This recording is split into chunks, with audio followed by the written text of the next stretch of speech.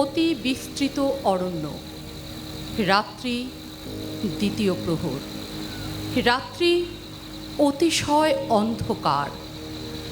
পশুপক্ষী একেবারে নিস্তব্ধ। কত লক্ষ লক্ষ কোটি কোটি পশুপক্ষী কীটপতঙ্গ সেই অরণ্য মধ্যে বাস করে। কেহ কোনো শব্দ করিতেছে না। সেই অন্তঃশূন্য অরণ্য মধ্যে, সেই সূচিভেদ্য অন্ধকারময় নিশীথে, সেই অননুভবনীয় নিস্তব্ধ বনমধ্যে শব্দ হইল। আমাদের মনস্কাম কি সিদ্ধ হইবে না? শব্দ হইয়া সে অরণ্যানী নিস্তব্ধে ডুবিয়া গেল। কিছুকাল পরে আবার শব্দ হইল। আমাদের মনস্কাম কি সিদ্ধ হইবে না? এই রূপে তিনবার সেই অন্ধকার সমুদ্র আলোড়িত হইল। তখন উত্তর হইল, তোমাদের পণ কি? পণ আমাদের জীবন সর্বস্ব। জীবন তুচ্ছ, সকলেই ত্যাগ করিতে পারে। আর কি আছে? আর কি দিব? ভক্তি। বন্দে মাতরম, বন্দে মাতরম, সুজলাং সুফলাং মলয়জ শীতলাং শস্য শ্যামলাং মাতরম, বন্দে মাতরম। এই মাতাকে শুভ্র জ্যোৎস্না পুলকিতয়ামিনী, পুল্লকুসুমিত দ্রুমদল শোভিনী, সুহাসিনী সুমধুর ভাষিনী, সুখদাং বরদাং মাতরম, বন্দে মাতরম। এ তো দেশ, এ তো মা নয়। আমরা অন্য মা মানি না। জননী জন্মভূমিশ্চ স্বর্গাদপি গরীয়সী। আমরা বলি জন্মভূমি জননী। তোমরা কারা? আমরা সন্তান, সন্তান? কার সন্তান? মায়ের সন্তান।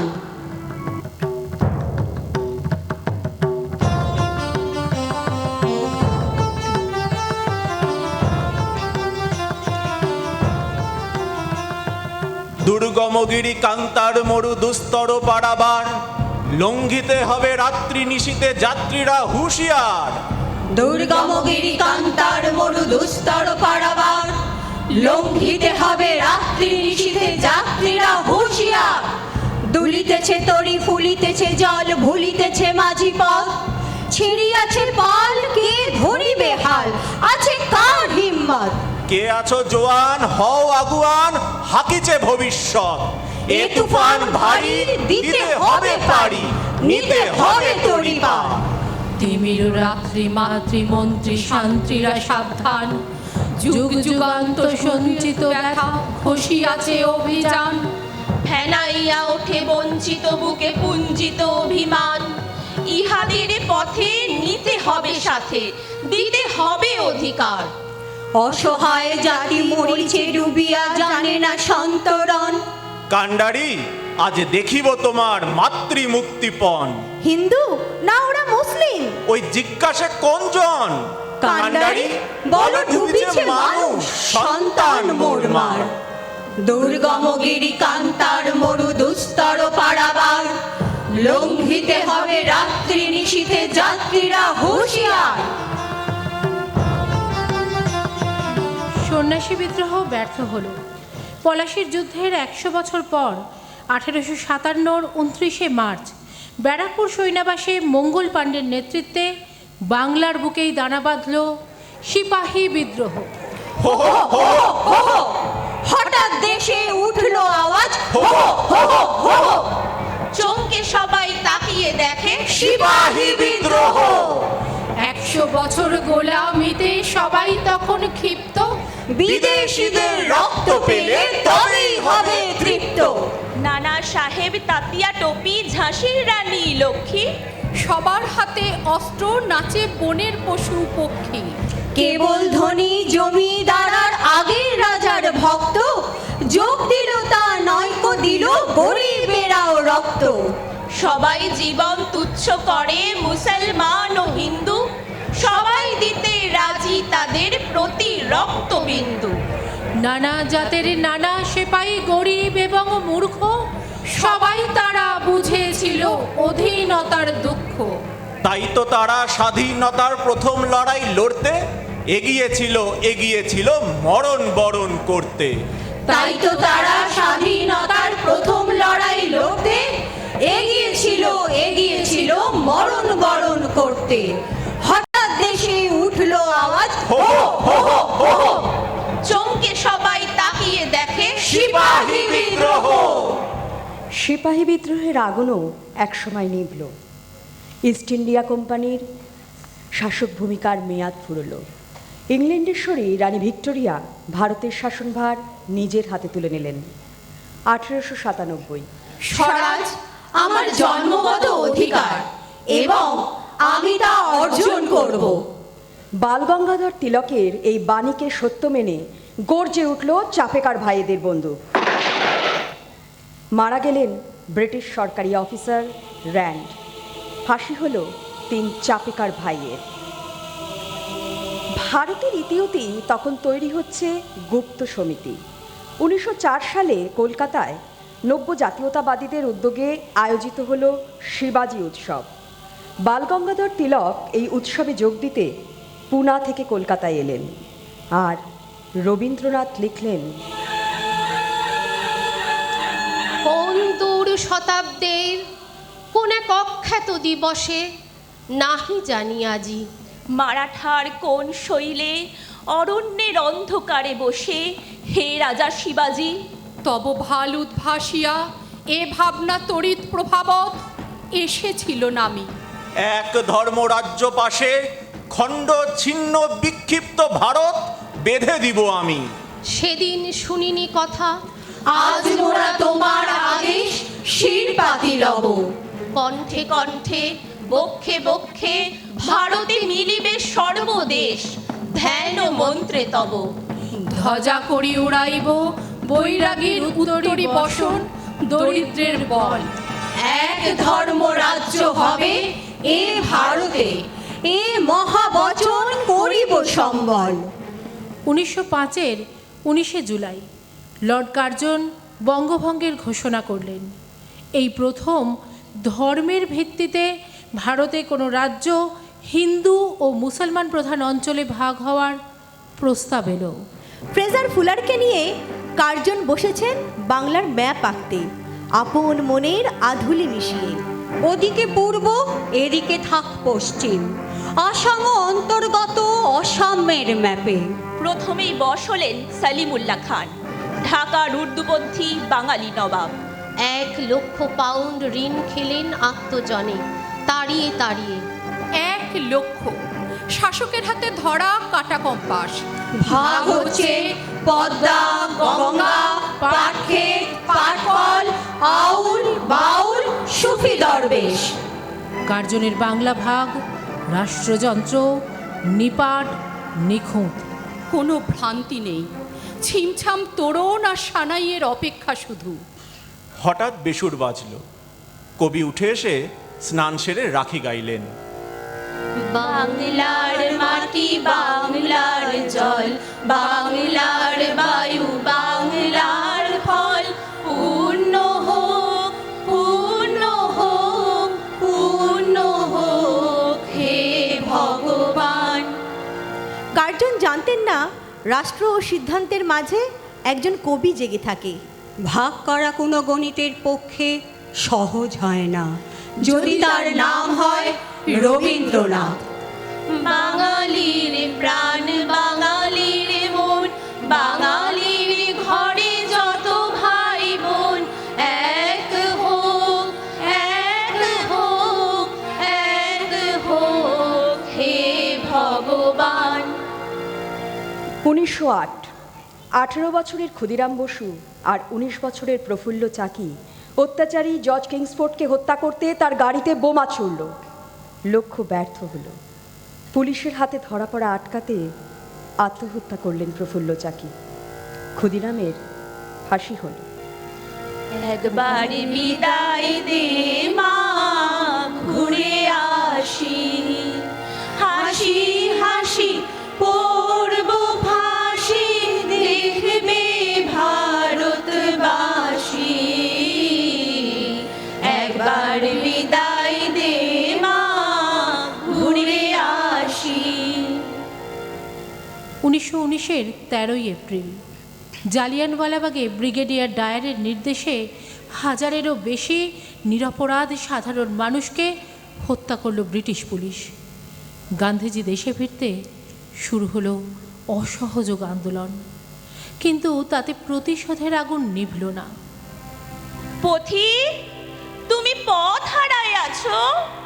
বনানী কুন্তলা ষোড়শী বনের বুক চিরে বেরিয়ে এসে পথহারা পথিককে জিজ্ঞাসা করেছিল, পথিক, তুমি পথ হারায় আছো।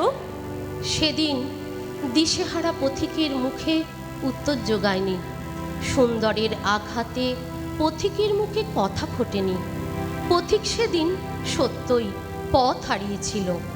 হে আমার গহন বনের তরুণ পথিক দল, আজ সেই বনানী কুন্তলা ভৈরবী সুতা আবার বনের বুক চিরে বেরিয়ে এসেছে।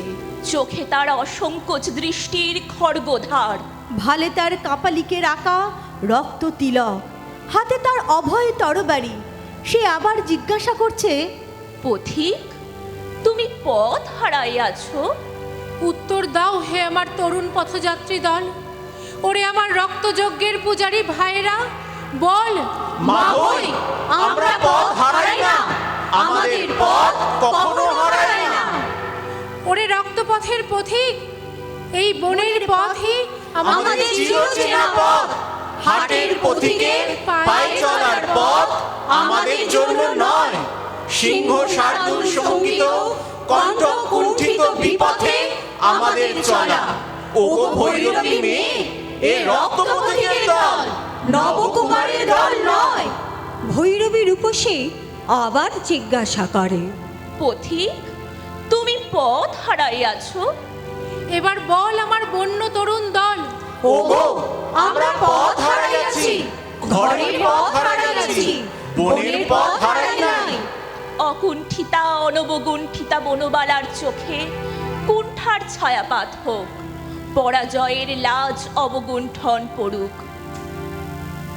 1929-এর 8ই এপ্রিল ভগৎ সিংয়ের সেই বিখ্যাত পার্লামেন্ট হানা। তার ঠিক এক বছর বাদে 1930-এর 18ই এপ্রিল মাস্টারদা সূর্য সেনের নেতৃত্বে ঘটল সেই রোমহর্ষক ঘটনা, চট্টগ্রাম অস্ত্রাগার লুণ্ঠন।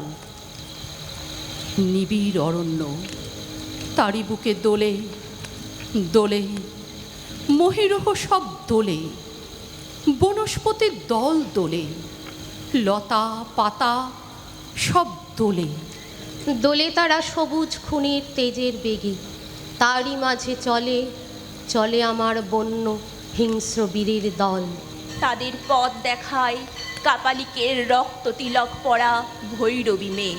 অদূরে কাপালিকের রক্ত পূজার মন্দির, মন্দিরে রক্ত ভুকারিনীর তৃষ্ণা বিহ্বল চিরুবা দিয়ে টপ টপ করে পড়ছে কাঁচা খুনের ধারা। দূরে হাজার কণ্ঠের ভৈরব গান শোনা গেল। তিমির হৃদয় বিদারণ, জলদগ্নি নিদারুণ, জল সংকট সংহর, শঙ্কর শঙ্কর। তিমির হৃদয় বিদারণ, জলদগ্নি নিদারুণ, জল সংকট সংহর, শঙ্কর শঙ্কর শঙ্কর শঙ্কর। রক্তপাগলি বেটির পায়ের চাপে শিব আর্তনাদ করে উঠল। মন্দির থরথর করে কাঁপতে লাগলো। উলসিত বনানী ঝড়ের ফু দিয়ে নাচতে লাগলো। কাপালিকে রক্ত আঁখি দিয়ে জল গড়িয়ে পড়তে লাগলো। আর দেরি নাই, ওই আসে রক্ত পূজার বলি। ছেড়ে দে বেটি, ছেড়ে দে শিবকে, কল্যাণকে উঠে দাঁড়াতে দে। ইন্দ্রের বজ্রে ঘন ঘন শঙ্খধ্বনি হতে লাগলো। মেঘডমরুতে বোধনের বাজনা বাজতে লাগলো। বিজলি মেঘের বজ্র কড়া নাড়ার মতো বাইরে দস্যি মেয়ে কড়কড় করে কড়া নেড়ে হেঁকে উঠল। দৌড় খোলো, পূজা এসেছে। ঝনঝন শব্দে মন্দির দ্বার খুলে গেল।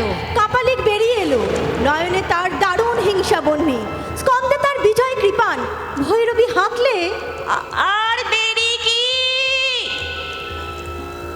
ওরেও তরু নিশান, বাজা তোর প্রলয় নিশান, ধ্বংস নিশান উড়ুক প্রাচীর প্রাচীর ভেরি। কারইল কপাট, ভেঙে ফেল করে লোপার, রক্ত জমাট শিকল পূজার পাষাণ বেদী। ভগৎ সিংকে ফাঁসির হুকুম দিল আদালত। 1933-এর ফেব্রুয়ারিতে ধরা পড়লেন মাস্টারদা। 1931-এর 23শে মার্চ ভগৎ সিংয়ের ফাঁসি হলো। 1934-এর 12ই জানুয়ারি মাস্টারদার। বনানী তেমনি দোলে দোলে দোলে। একটা কাতরানি, একটা ব্যথিতার ক্রন্দনের মতো কি যেন দোলে দোলে বনানীর পাগলামিতে। কখন পূজা শেষ হয়ে গেছে, কখন ঘন্টা বাজলো, কখন বলি দেওয়া হলো, তা কেউ জানলে না। শুধু মন্দিরের শুভ্র বেদী রক্তে ভেসে গেছে। আকাশ থেকে অগ্নিরথ নেমে এলো। বলিদানের তরুণরা তাতে চড়ে যখন ঊর্ধ্বে ঊর্ধ্বে আরো ঊর্ধ্বে উঠে যেতে লাগলো, তখন বন্য মেয়ে কাপালিক কন্যারও দুই গণ্ড বেয়ে টস টস করে অশ্রু গড়িয়ে পড়তে লাগলো। সে করুণ কণ্ঠে আর একবার জিজ্ঞাসা করলো, পথিক, তুমি পথ হারাই আছো? তারপর শঙ্করী বেটির রক্তমাখা পায়ে লুটিয়ে পড়ল। কাপালিকের খড়গ আরেকবার নৃত্য করে উঠল। ভৈরবী শুধু বললে, মা, এবার করালি বেটির অশ্রুহীন চোখেও অশ্রুপুঞ্জ দুলে উঠল। ততক্ষণে অগ্নিরথ যাত্রী দলের উত্তর ভেসে এলো। পথ হারাই নাই দেবী, ওই খড়গ চিহ্নিত রক্তপথই শিব জাগাবার পথ। পথ হারাই নাই দেবী, ওই খড়গ চিহ্নিত রক্তপথই শিব জাগাবার পথ। পথ হারাই নাই দেবী, ওই খড়গ চিহ্নিত রক্তপথই শিব জাগাবার পথ। 1941 গান্ধীজির সঙ্গে মতান্তরে কংগ্রেস থেকে বেরিয়ে এসেছেন সুভাষচন্দ্র বসু। তবু তিনি ব্রিটিশদের কাছে ত্রাসের অন্য নাম এলগিন রোডের বাড়িতে তাকে অন্তরীণ করে রাখা হলো। রাত তখন 1:15। তিনি দোতলা থেকে এলগিন রোড দেখলেন, নিঝুম নিস্তব্ধ। পথে পথে গোয়েন্দার টিকটিকি, যাতে কোনো মাছি গলতে না পারে। সেদিন লন্ডনের হেডকোয়ার্টার্সও জানতো Subhas Chandra Bose, the greatest enemy of the British Empire. লালবাজারের কমিশনার স্যার ফেয়ারওয়েদার নির্দেশিকা জারি করেছেন, এলগিন রোড অবরুদ্ধ করো, বাঙালিকে বিশ্বাস করি না। পাঠান ছদ্মবেশ নিয়ে আয়নার সামনে দাঁড়ালেন সুভাষ। নিজের বিছানার দিকে তাকালেন। কি হবে নরম শয্যায় যদি কান্না শুনতে না পাই? গাড়িতে এসে বসলেন। গাড়ি কলকাতা পার হয়ে জিটি রোড ধরল। ব্যান্ডেল, চুচুড়া, শক্তিগড়, আসানসোল অতি দ্রুত পার হয়ে গেলেন বেঙ্গল বর্ডার। কে পার হলেন? The greatest enemy of the British empire. Gomoh junction, এইখানে দিল্লি কালকা মেল থামবে, ফ্রন্টিয়ার এক্সপ্রেস। ততক্ষণে সারা কলকাতা জুড়ে শুরু হয়ে গেছে তল্লাশি। সুভাষ দাঁড়িয়ে আছেন সমাহিত। জনমানবহীন গোমো জংশনে ট্রেন এসে দাঁড়ালো। তিনি যাবেন কাবুল কান্দাহার হয়ে জার্মানি। কে যাবেন? The greatest enemy of the British empire. তার লক্ষ্য নিজস্ব সেনাবাহিনী, তার লক্ষ্য স্বাধীন ভারত। গোমো জংশনে তখন শুধু কুয়াশা। এক ভারতবর্ষ কুয়াশা। সুভাষ কালকা মেলে পা দিতে গিয়ে আর একবার ঘুরে দাঁড়ালেন ভারতবর্ষের দিকে, উচ্চারণ করলেন, মা। ট্রেন ছেড়ে দিল। ইঞ্জিনের ধোঁয়ায় ভরে গেল গোমো জাংশন। ধোঁয়ার কুয়াশার মধ্যে দিয়ে চলে যাচ্ছে ট্রেন। একটা লোক একা একা একা একা চলেছেন ভারতের স্বাধীনতা আনতে। যদি সবাই ফিরে যায়, ওরে ওরে ও অভাগা সবাই ফিরে যায়, যদি গহন পথে যাবার কালে কেউ ফিরে না চায়, তবে পথের কাঁটা ও তুই রক্ত মাখা চরণ তলে একলা দলরে, যদি তোর ডাক শুনে কেউ না আসে, তবে একলা চলো রে। 1942 গান্ধীজির ডাকে শুরু হলো ভারত ছাড়ো আন্দোলন। করেঙ্গে ইয়া মরেঙ্গে। গান্ধীজির এই আহ্বানে গোটা ভারত গর্জে উঠল। দূর হতে কি শুনিস মৃত্যুর গর্জন, করে দিন করে উদাসীন, ওই ক্রন্দনের কল্লোল, লক্ষ বক্ষ হতে মুক্ত রক্তের কল্লোল, বন্যি বন্যা তরঙ্গের বেগ, বিশ্বশ্বাস ঝটিকার মেঘ, ভূতল গগন মূর্ছিত বিহ্বল করা, মরণে মরণে আলিঙ্গন। ওরই মাঝে পথ চিরে চিরে নূতন সমুদ্র তীরে তরি নিয়ে দিতে হবে পারি। ডাকিছে কান্ডারি, এসেছে আদেশ, বন্দরে বন্ধন কাল এবারের মতো হলো শেষ। 1944-এর 4 জুলাই তৎকালীন বার্মা থেকে ইথার তরঙ্গে ভেসে এলো আজাদ হিন্দ ফৌজের সর্বাধিনায়ক সুভাষচন্দ্র বসুর সেই রোমহর্ষক আহ্বান, তোমরা আমাকে রক্ত দাও, আমি তোমাদের স্বাধীনতা দেব।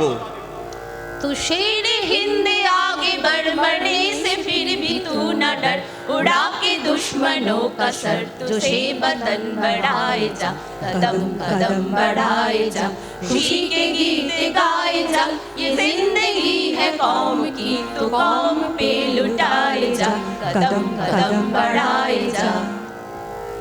নেতাজির ডাক এলো, দিল্লি চলো। दिल्ली चलो। কিন্তু 1945-এর 5ই আগস্টের বিমান দুর্ঘটনায় নেতাজির মৃত্যুর খবর জন্ম দিল এক চিরকালীন রহস্যের। নেতাজির সশস্ত্র সংগ্রামে স্বাধীনতা অর্জনের স্বপ্ন অপূর্ণ থেকে গেল। বীরের রক্ত স্রোত, মাতারে অশ্রুধারা, এর যত মূল্য সে কি ধরার ধুলায় হবে হারা। স্বর্গ কি হবে না কেনা, বিশ্বের ভাণ্ডারী শুধিবে না এত ঋণ। রাত্রির তপস্যা সে কি আনিবে না দিন। নিদারুণ দুঃখ রাতে মৃত্যু ঘাতে মানুষ চূর্ণিল যবে নিজ মর্ত সীমা, তখন দিবে না দেখা দেবতার অমর মহিমা। শেষ পর্যন্ত ব্রিটিশ প্রধানমন্ত্রী অ্যাটলি সিদ্ধান্ত নিলেন ভারতের হাতে প্রশাসনিক ক্ষমতা দেওয়া হবে। 15ই আগস্টের মধ্যরাত দেশভাগের অসহনীয় বেদনা বুকে নিয়ে ভারত স্বাধীন হলো।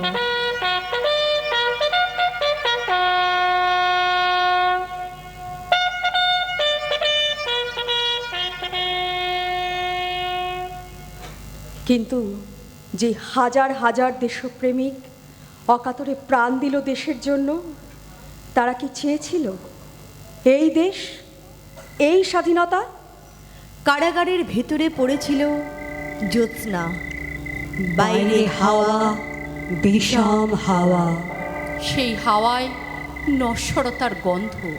তবু ফাঁসির আগে দীনেশ গুপ্ত চিঠি লিখেছিল তার বৌদিকে, আমি অমর, আমাকে মারিবার সাধ্য কাহারও নাই। মধ্যরাত্রি আর বেশি দেরি নেই। প্রহরের ঘণ্টা বাজে, শান্তিও ক্লান্ত হয়। শিয়রের কাছে এসে মৃত্যু বিমর্ষ বোধ করে। কন্ডেম সেলে বসে প্রদ্যোৎ ভট্টাচার্য লিখছে, মা, তোমার প্রদ্যোৎ কি কখনো মরতে পারে?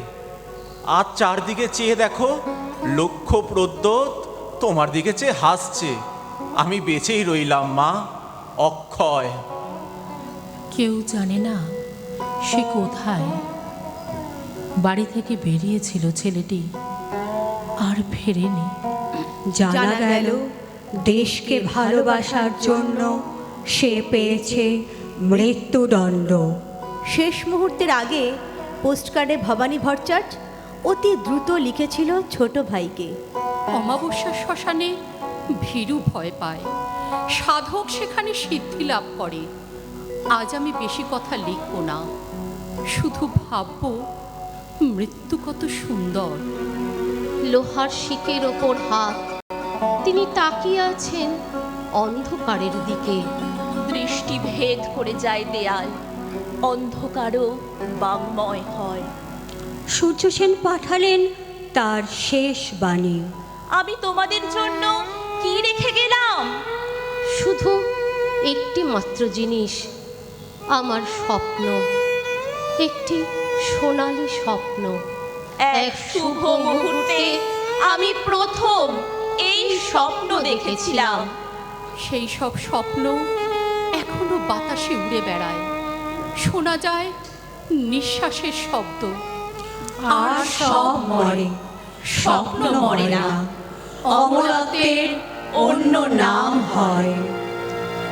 तुम्ही विद्या, तुम्ही धर्मा, तुम्ही हृदय, तुम्ही मर्मा, तुम्ही प्राणा शरीरे, बाहुते तुम्ही मा शक्ती, हृदय